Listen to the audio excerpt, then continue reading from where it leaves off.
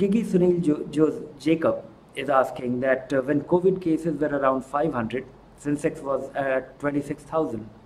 And when cases shot up to 12 lakh, the Sensex is almost 38,000. Will Sensex ever catch up to the earnings or fundamentals? Does a value investor continue to invest, or is it more prudent to wait? I really don't have an answer to this question.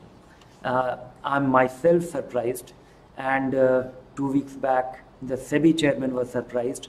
He actually gave that exact expression that he's perplexed by the individual investor, retail investors coming into the market in such large number.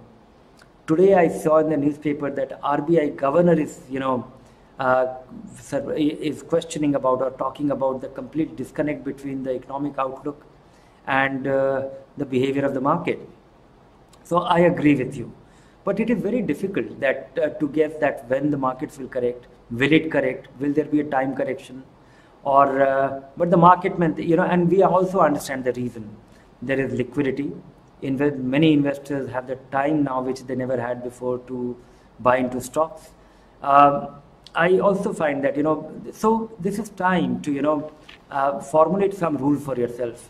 If you actually, wait for the correction, you just might wait forever. Have some rule, frame some rule, articulate it for yourself, put it on the table, write it down, put it on the table, where your study table. Remind yourself that, okay, this thing happens, then you will invest, assuming that you have 1 lakh rupees with you. At what point you will invest 25,000? At what point you will invest the remaining another 25,000? Or at what point you will invest the remaining 50,000 that will be with you? What are you waiting for? Because if you don't formulate these rules, you'll keep waiting forever. The other thing is that once the market corrects, then we get fearful that it will fall further. If it goes up, then we have the regret that, okay, it hasn't gone up. And then if you don't buy, you don't get anything.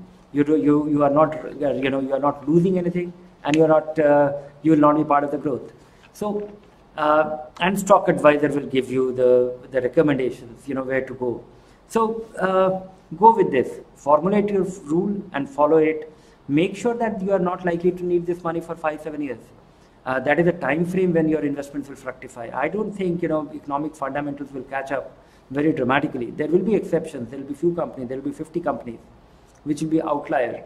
But majority, a good part of the economy will actually, it will be a long drag from here on.